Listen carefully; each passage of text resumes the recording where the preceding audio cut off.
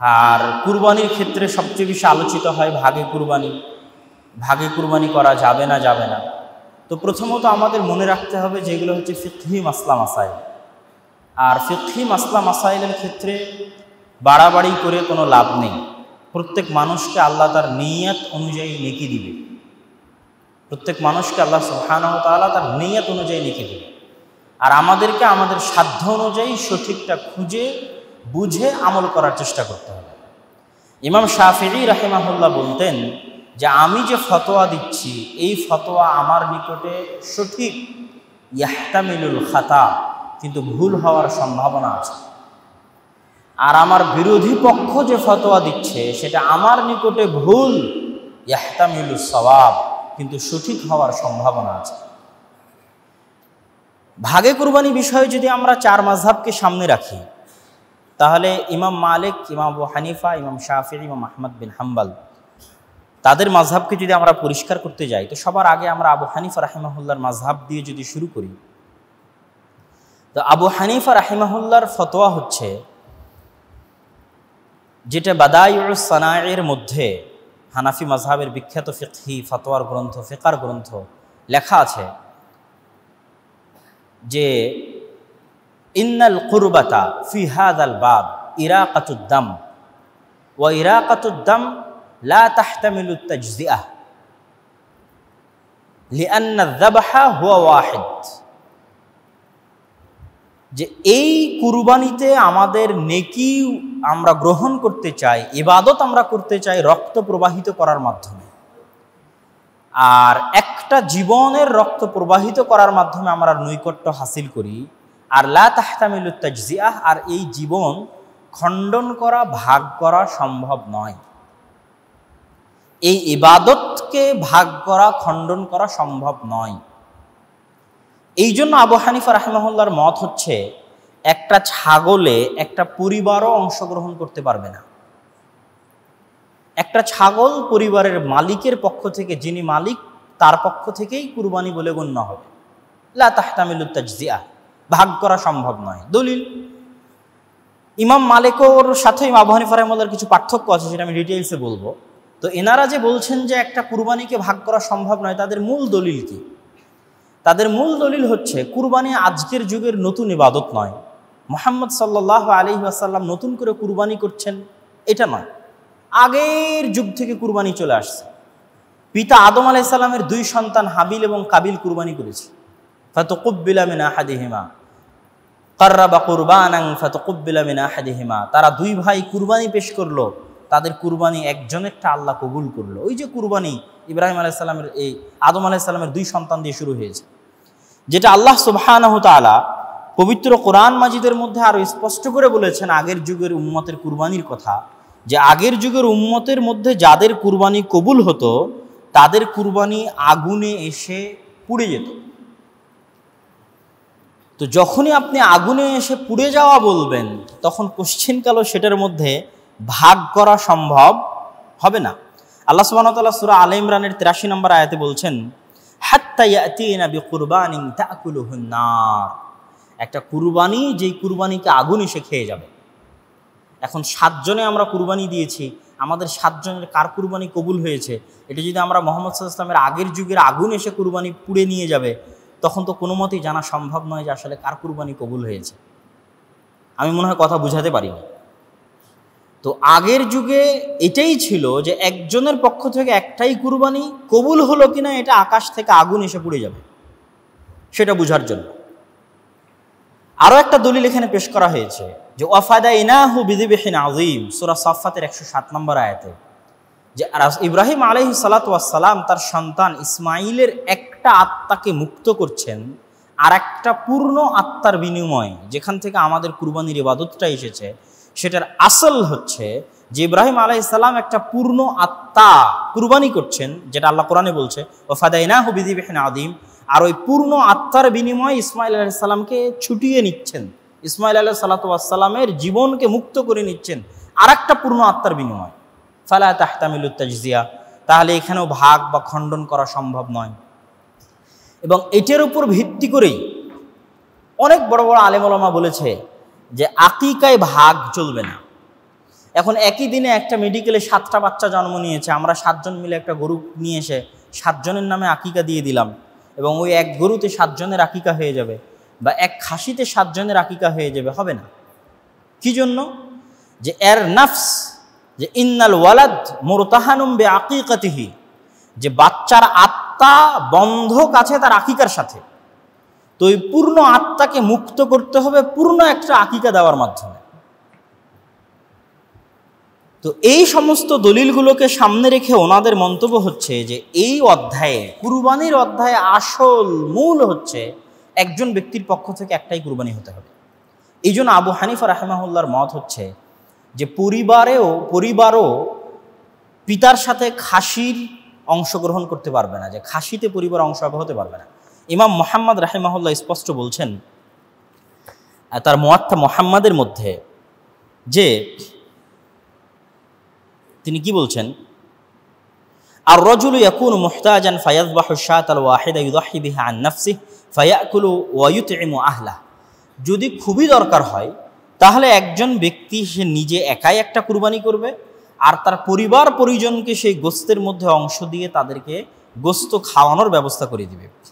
কিন্তু ওয়ালা ইয়াজুজু শাতুন ইল্লা আনিল ওয়াহিদ, কিন্তু একটা খাসিতে পরিবারের 3 জন সদস্য অংশগ্রহণ করবে, 5 জন সদস্য অংশগ্রহণ করবে, এটা আবু হানিফা রাহিমাহুল্লাহর পক্ষ থেকে সম্ভব নয়। তাহলে আবু হানিফা রাহিমাহুল্লাহ 7 ভাগে গরু বা 7 ভাগে উটে 10 ভাগে উটে কেন পক্ষে?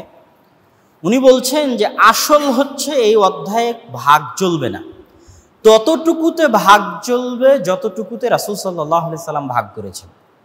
রাসূল সাল্লাল্লাহু আলাইহি সাল্লাম কতটুকুতে ভাগ করেছেন? তিনি 7 জন মিলে সাহাবীদেরকে একটা গরুতে ভাগ দেওয়ার জন্য বলেছেন, 10 জন মিলে একটা উটে ভাগ দেওয়ার জন্য বলেছেন।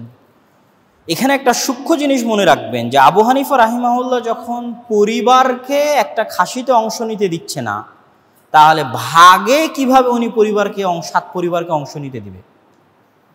এই প্রশ্নটা খুব ভালোভাবে মনে রাখবেন যে আবু হানিফা রাহিমাহুল্লাহ একটা খাসিতে একটা পরিবার অংশ নিতে দিবেন না, তাহলে 7 ভাগে 7 পরিবারকে কিভাবে উনি অংশ নিতে দিবেন? 7 পরিবার, 7টা ভাগ, 7 জন, 7 ব্যক্তির পক্ষ থেকে, যেখানে একটা খাসি উনি একটা ব্যক্তির পক্ষ থেকে বলছেন। এবং এগুলো স্পষ্টভাবে বাদাইউস সানাই বলেন, মুওয়াত্তা মুহাম্মদ বলেন, বা আরও যত বই পুস্তক আছে এগুলো সবগুলোর মধ্যে স্পষ্টভাবে পাবেন। এখন আবু হানিফা রাহিমাহুল্লাহর ফতোয়ার সাথে ইমাম মালিকের ফতোয়ার পার্থক্য কি? ইমাম মালিকের সাথে আবু হানিফা রাহিমাহুল্লাহর পার্থক্য হচ্ছে, ইমাম মালিকও কুরবানিতে ভাগের পক্ষে নয়, তবে উনি একটা খাসিতে একটা পরিবার অংশগ্রহণ করতে পারবে, চাহে পরিবারের সদস্য 7 জনের বেশি হোক 7 জনের কম হোক, তাতে আসে যায় না। 100 জন হলেও একটা খাসিতে একটা পরিবার অংশগ্রহণ করতে পারবে। ওনার দলিল কি? ওনার দলিল আপনারা জানেন, রাসূল সাল্লাল্লাহু আলাইহি ওয়াসাল্লামের স্পষ্ট হাদিস যে তিনি তার পরিবারের পক্ষ থেকে কুরবানি করেছেন। রাসূল সাল্লাল্লাহু আলাইহি ওয়াসাল্লাম হাদিসে বলেছে যে তোমরা একটা পরিবারের পক্ষ থেকে একটা কুরবানি দাও। তাহলে এই হাদিসে আবু হানিফা রাহিমাহুল্লাহর কি উত্তর? ইমাম তাহাবি রাহিমাহুল্লাহ বলছে এগুলো সব আল্লাহ রাসূলের সাথে খাস। শারহ মাআনিল আসারের মধ্যে যদি যান, তাহলে শারহ মাআনিল আসারের মধ্যে ইমাম তাহাবি রাহিমাহুল্লাহ এই হাদিসগুলো, যে হাদিসগুলো আমরা পেশ করি যে একটা খাসিতে একটা পরিবার অংশগ্রহণ করবে, এগুলো সবগুলোকে উনি রাসূল সাল্লাল্লাহু আলাইহি ওয়াসাল্লামের সাথে খাস হিসেবে পেশ করেছেন। কে? ইমাম তাহাবি রাহিমাহুল্লাহ আবু হানিফা রাহিমাহুল্লাহর মাযহাব এবং মাসলাক সাবিত করতে গিয়ে। তো ইমাম মালিক রাহিমাহুল্লাহ পরিবার অংশগ্রহণ করতে পারবে একটা খাসিতে, কিন্তু 7 ভাগ কেন চলবে না? ইমাম মালিক রাহিমাহুল্লাহর কথা হচ্ছে যে আমি নেকিতে অন্য কাউকে শরিক করতে পারি, দামে নয়। নেকিতে কিভাবে? ইয়াজুজুল ইশতিরাক ফিস সাওয়াব ওয়ালা ইয়াজুজুল ইশতিরাক ফিল উযহিয়াহ ওয়ালা ফিল লাহম ওয়ালা ফি লুহুমে বাহিমাতিল আনআম। যে ভাগ সম্ভব নেকিতে, ভাগ মালিকানায় গোস্তে সম্ভব নয়। ইমাম মালিক রাহিমাহুল্লাহর ফতোয়া নেকিতে সম্ভব, মানে আমি পরিবারের মালিক, আমি আমার নিজের ব্যক্তিগত টাকা দিয়ে একটা খাসি একটা গরু কিনে নিয়ে এসেছি, এখন আমি আমার টাকায় আমার মালিকানায় একটা গরু একটা খাসি কুরবানি করছি, কিন্তু এই গরু খাসি কুরবানির নেকিতে আমার পরিবারকে শরিক করছি। ইয়াজুজুল ইশতিরাক ফিস সাওয়াব, এই যে নেকিতে আমি তাদেরকে শরিক করছি, এটা জায়েজ। কিন্তু একটা গরু, একটা খাসি, একটা উট, 7 জন মালিক, 7 জনের টাকা ওর মধ্যে থাকবে, 7 জন সেই গোস্ত ভাগ করে নিয়ে যাবে। ইমাম মালিকের মতে বাতালাতিল উযহিয়া, এই উযহিয়াই বাতিল, এই কুরবানি বাতিল। এটা হচ্ছে ইমাম মালিক রাহিমাহুল্লাহর শক্ত ফতোয়া। কি জন্য ইমাম মালিক রাহিমাহুল্লাহর শক্ত ফতোয়া এটা? ইমাম মালিক রাহিমাহুল্লাহ মদিনাবাসীকে কোনোদিন এইভাবে ভাগে কুরবানি করতে দেখেননি, যেটার স্পষ্ট প্রমাণ মুয়াত্তা মালিকে যখন উনি উযহিয়া অধ্যায়ে আলোচনা করেছেন সেখানেও আলোচনা করেছে। এবং আরও কিছু স্পষ্ট প্রমাণ পাওয়া যায় আব্দুল্লাহ বিন ওমর রাদিয়াল্লাহু তাআলা আনহুর পক্ষ থেকে। আব্দুল্লাহ বিন ওমর রাদিয়াল্লাহু তাআলা আনহুকে ইমাম শাআবী জিজ্ঞেস করছে, আল বাকারাতু তুজজিউ আন সাবআতিন, যে একটা গরু 7 জনের পক্ষ থেকে সম্ভব। তখন ইবনে ওমর শাআবীকে বলছে, ইয়া শাআবী, আওয়ালাহা সাবআতু আনফুস, একটা গরুর কি 7টা আত্মা থাকে? কেমনে 7টা আত্মা, যদি একটা গরুর 7টা আত্মা না থাকে কেমনে 7 জনের পক্ষ থেকে সম্ভব? তখন শাআবী বলছে যে অমুক অমুক অমুক অমুক হাদিস, এটা হাদিস। তখন ইবনে ওমর রাদিয়াল্লাহু তাআলা বলছেন, এটা আমার জানা ছিল না, যে এইভাবে মানুষ 7 ভাগে কুরবানি করবে, এটা আমার জানা ছিল না। ইবনে ওমর রাদিয়াল্লাহু তাআলা জানতেন না যে 7 ভাগে কুরবানি মানুষ এইভাবে করবে। ইবনুল মুসাইয়িব, মদিনার বিখ্যাত তাবেঈ, তিনি কি বলছেন, মা কুন্না না'রিফু ইল্লা যাকা হাত্তা খালাতানা আহলুল ইরাক ফাদাহু আন কুল্লি ওয়াহিদিন বিশাতিন ওয়া কানা আহলুল বাইতি ইউদাহুনা বিশাত, যে আমরা মদিনাবাসীরা যে একটা গরুতে 7 জন কুরবানি হবে বা একটা উটে 10 জন কুরবানি হবে, এটা আমাদের মধ্যে ছিল না। যতক্ষণ না আমরা কুফাবাসীর সাথে মিশ্রিত হয়েছি, কুফাবাসীর সাথে আমাদের সংমিশ্রণ ঘটেছে, ততক্ষণ আমরা এই আমল সম্পর্কে আমাদের জানা ছিল না। তো যেহেতু ইমাম মালিক মদিনার মানুষ, মদিনায় উনি এই আমল দেখেননি, এবং মদিনা এবং মক্কায় এই আমলের ব্যাপক প্রচলন ছিল না, যেটা আবু আইয়ুব আল আনসারী রাদিয়াল্লাহু তাআলা আনহুর হাদিসেও স্পষ্ট হয়। যে আবু আইয়ুব আল আনসারী রাদিয়াল্লাহু তাআলা আনহুর হাদিসে তাকে জিজ্ঞেস করা হচ্ছে যে কাইফা কানাতুল উযহিয়া ফি আহদি রাসূলিল্লাহ সাল্লাল্লাহু আলাইহি ওয়াসাল্লাম, আল্লাহ রাসূলের যুগে কুরবানি কেমন ছিল? উনি বলছেন, আল্লাহ রাসূলের যুগে কুরবানি ছিল এক পরিবারের পক্ষ থেকে একটা কুরবানি। বর্তমানে আমরা যেটা দেখছি এটা তো আমাদের রাসূল সাল্লাল্লাহু আলাইহি ওয়াসাল্লামের যুগে ছিল না। পরবর্তীতে যখন মানুষ কুরবানি নিয়ে প্রতিযোগিতা করা শুরু করলো, তখন মানুষের মধ্যে এটা চলে আসলো। তো ইমাম মালিক রাহিমাহুল্লাহর মাযহাবের খোলাসা হচ্ছে, নেকিতে শরীক সম্ভব, মালিক এবং গোস্তে শরীক সম্ভব নয়, উযহিয়া বাতিল হয়ে যাবে। আবু হানিফা রাহিমাহুল্লাহর কি মত? আবু হানিফা রাহিমাহুল্লাহর মত হচ্ছে, একটা খাসি একজন ব্যক্তির পক্ষ থেকে সম্ভব, ওখানে পরিবার অংশগ্রহণ করতে পারবে না। একটা গরু 7 জন ব্যক্তির পক্ষ থেকে সম্ভব, ওখানেও পরিবার অংশগ্রহণ করতে পারবে না। একটা উট 10 জন ব্যক্তির পক্ষ থেকে সম্ভব, ওখানেও পরিবার অংশগ্রহণ করতে পারবে না। লা তাহতামিলুত তাজজিয়া, উজজিয়াকে কুরবানিকে ভাগ করা সম্ভব নয়, তবে যতটুকুর অনুমতি রাসূল সাল্লাল্লাহু আলাইহি ওয়াসাল্লামের পক্ষ থেকে পাওয়া যায়। এখন আবু হানিফা রাহিমাহুল্লাহর মাযহাবের সবচেয়ে শক্ত দিক, যেটা আমাদের দেশের হানাফি আলেম ওলামারাও বলে না, অথচ সব হানাফি ফিকহের বইয়ে এই বিষয়ে একমত, সবাই একমত। যে কোনো হানাফি আলেমকে জিজ্ঞেস করলে আপনি এটার অ্যান্সার পাবেন। সেটা কি? ইমাম জুফার, ইমাম মোহাম্মদ, ইমাম আবু ইউসুফ, ইমাম আবু হানিফা সবাই একমত যে 7 জন ব্যক্তি যদি একটা গরুতে অংশগ্রহণ করে, 10 জন ব্যক্তি যদি একটা উটে অংশগ্রহণ করে, আর তাদের কোনো একজনের নিয়াতে ত্রুটি থাকে, সবার কুরবানি বাতিল হয়ে যাবে। এটা আবু হানিফা রাহিমাহুল্লাহর মাযহাব। শাফিঈ রাহিমাহুল্লাহ সবচেয়ে উদার কুরবানির মাসালায়। ইমাম শাফিঈ রাহিমাহুল্লাহ যে সবচেয়ে উদার, তোমরা ওই কুরবানি উটেও ভাগ দাও, গরুতেও ভাগ দাও, পরিবারও অংশগ্রহণ করো, তারপরে খাসিতেও পরিবার অংশগ্রহণ করো, নিয়াত এক হোক, নিয়াত আলাদা হোক, কোনো সমস্যা নাই। শাফিঈ রাহিমাহুল্লাহ হচ্ছে কুরবানির মাসালায় সবচেয়ে উদার, যেটার আমল আমরা বর্তমান সমাজে দেখতে পাচ্ছি।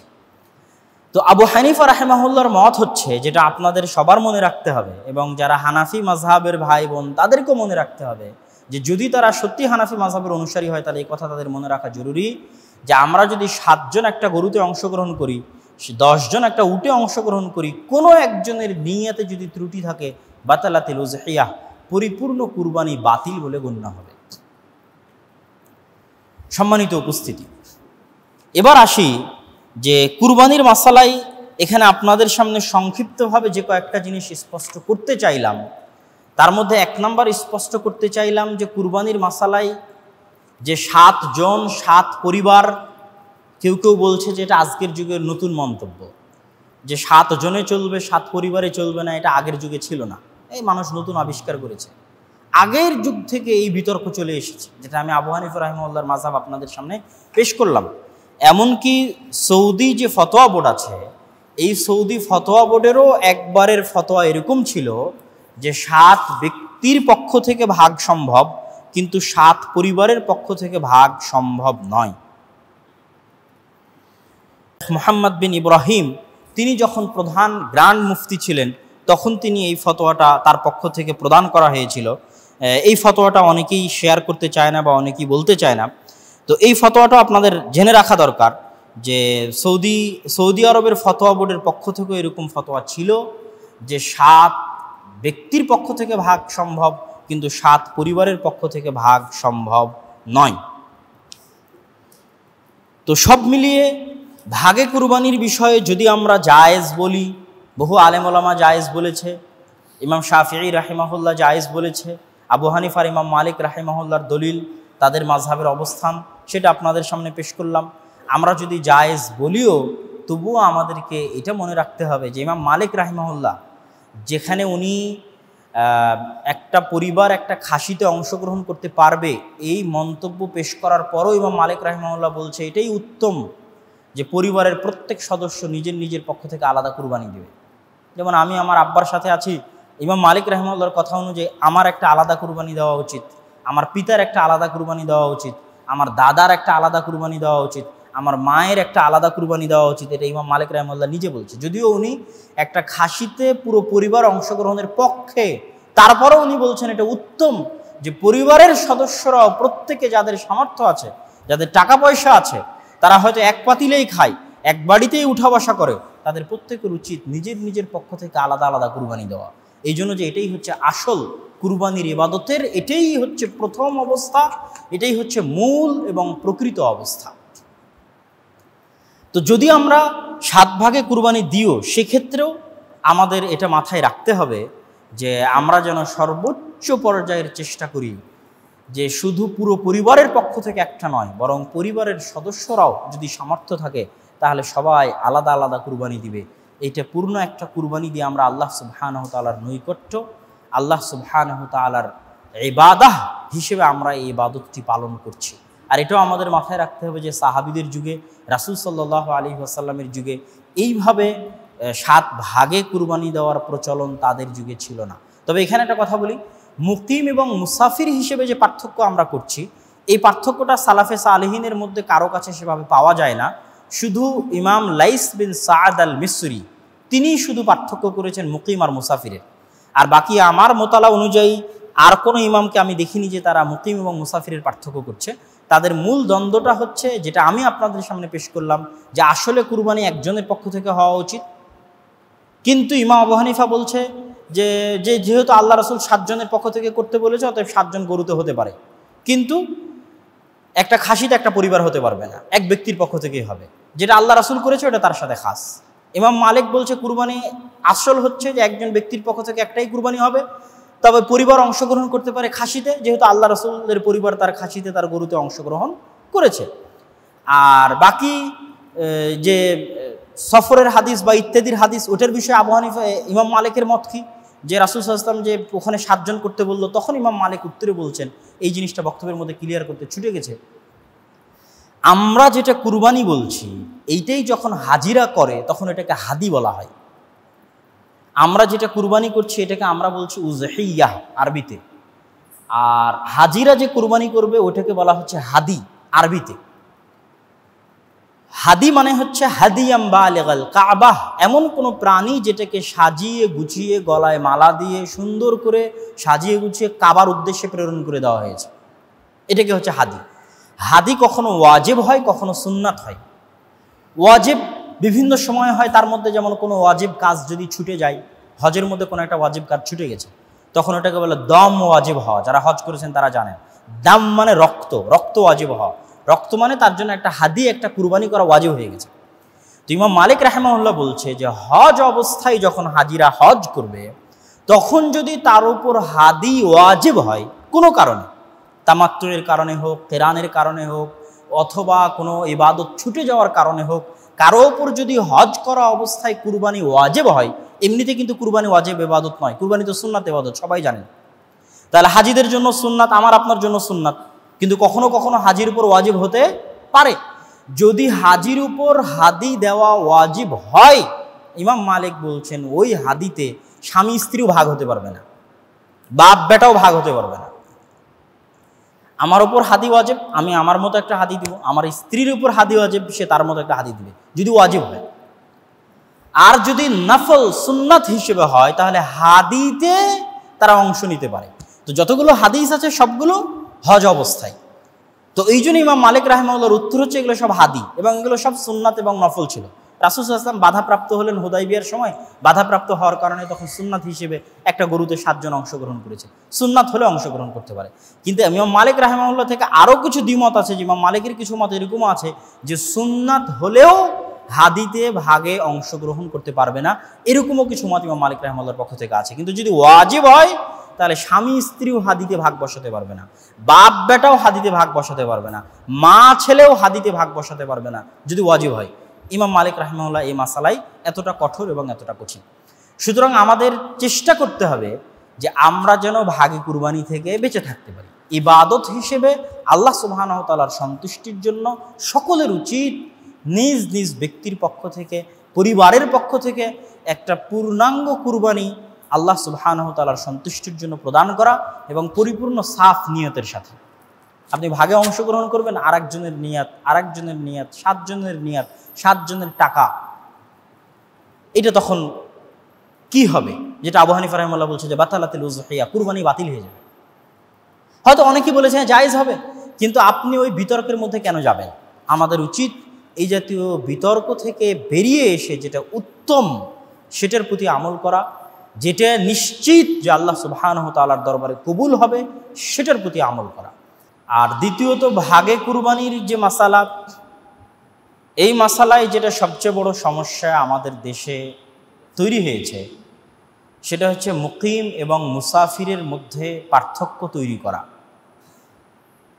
তো মুকিম এবং মুসাফিরের মধ্যে পার্থক্য তৈরি করতে গিয়ে এবং ভাগে কুরবানির পক্ষে বিপক্ষে বলতে গিয়ে আমার কাছে মনে হয়েছে যে সালাফে সালেহিনের যে ফতোয়া, যে মন্তব্য, সেগুলো অনেকেই হয়তো খুঁজে যাচাই বাছাই করে দেখার মতো সুযোগ অনেকেরই হয় না। বিশেষ করে এই যুগে গুগল সহজলভ্য হওয়ায় মানুষ আজকের যুগের আলেম ওলামাদের যে ওয়েবসাইটগুলো আছে, এই ওয়েবসাইটগুলোর মধ্যেই নিজের ইলমি মোতালাকে সীমাবদ্ধ রাখে। যেমন শেখ সালেহ আল মোনাজ্জিদের islamq.com আছে, ইসলাম ওয়েব আছে, ইসলাম ফাতাওয়া আছে, aluka.com আছে, এগুলো সব বড় বড় ওয়েবসাইট। যে কোনো কিছু আপনি গুগলে সার্চ দিলে আরবিতে, এগুলো থেকে আপনি কোনো না কোনো উত্তর পাবেনই। তো সাধারণত মানুষ যেহেতু গভীর মোতালা করার অভ্যাস মানুষের কাছ থেকে উঠে গেছে, এই জন্য শর্টকাট গুগলে সার্চ দিলে যে সমস্ত আলেম ওলামার ফতোয়া পাওয়া যাবে তারা এই যুগের। আর আপনি যদি সালাফে সালেহিনের মন্তব্য জানতে চান, তাহলে আপনাকে আগের যুগের বই পুস্তক ঘেটে ঘেটে ঘেটে ঘেটে পড়তে হবে। ওখানে আপনাকে ওয়েবসাইটে যিনি ফতোয়া লিখেছেন তিনি তো আর আপনাকে একসাথে সব বই ওখানে পেশ করে উল্লেখ করে দিবেন না।